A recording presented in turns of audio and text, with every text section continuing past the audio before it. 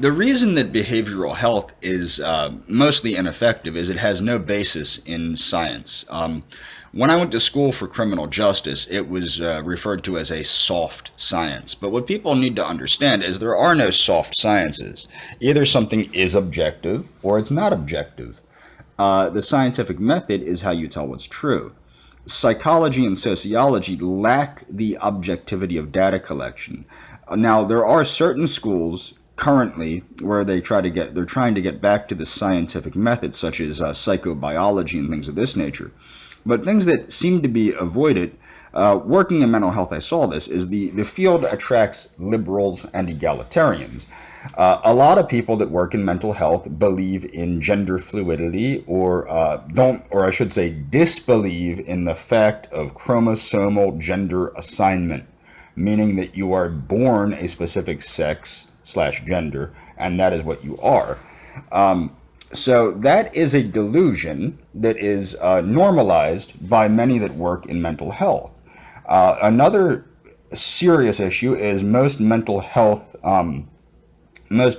workers, especially therapists and other real big lefties, believe in the blank slate theory, which is that, people learn behavior and that's what goes on, is the learned behavior and you can unlearn behavior, which is true. You can modify behavior to a certain extent, but you cannot permanently change personality traits because personality traits are inherited what you will notice is that the real scientifically minded people in behavioral science were people like Conrad Lorenz, who was the father of ethology, as he's known, which discovered the imprinting of baby geese.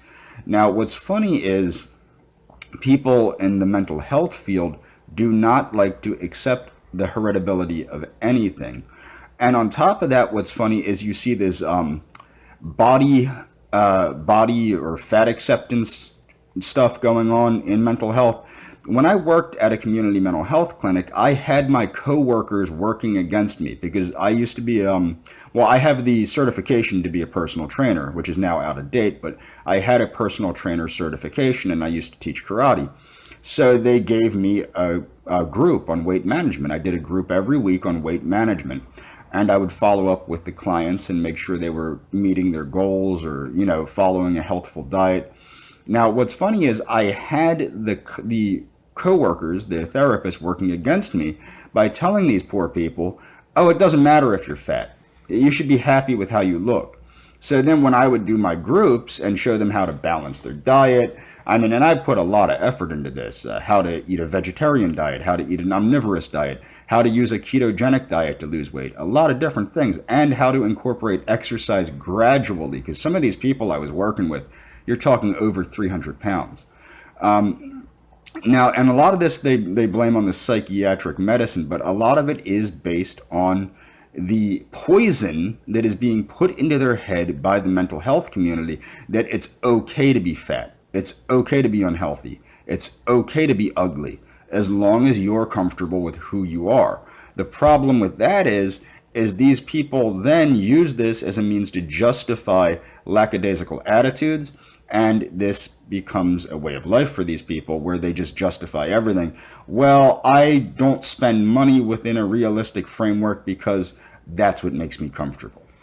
And another thing that you find is the normalization of odd behavior.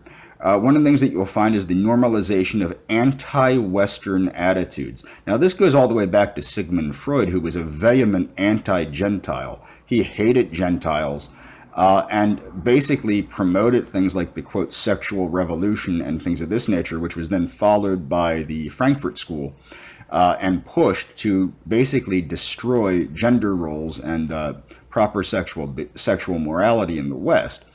Now, this is normalized in the mental health field. A lot of therapists push this, well, if it makes you feel good, you do it, sister. And again, what you will see in the mental health field is an almost complete absence of heteronormative men that adopt a heteronormative lifestyle. I did work with one male, and unfortunately the dude was my supervisor, and he was fruity as hell. I did work with two males One was this one was not my supervisor. He was a long-haired, freaky person, and if it were up to me, he need not apply. He was very liberal, he was a Freudian. He adopted Freudian psychoanalysis. That was his thing. And he was the drug and alcohol guy. And his view was an anything goes mentality, except for the fact that anything goes meant anything he viewed as normal behavior. Extremely liberal, extremely anti-white, even though he was white. I like to call him a racially confused Irishman. He would promote, from what I got from the clients I shared with him, his big thing was promoting basically multiculturalism. And the other dude, who was my supervisor, he was very effeminate, but did have a wife. Of course, that doesn't really mean anything. He did have a wife and kids, but he was extremely effeminate, very limp-wristed. And he was another one. He would get on my case because I think the thing at the time was I had stood up against a homosexual that was promoting normalizing homosexuality. And I asked the guy if that's really what he felt. Now, this is all I asked him. Of course, the complaint got blown out of proportion because it turned out that my client was being told by his therapist that he should be a homosexual, and he was being led along toward a life of homosexuality. And I was explaining to him that he probably should get a second opinion if he didn't feel comfortable with that, and that he had the right to do so. This, of course, was used against me later.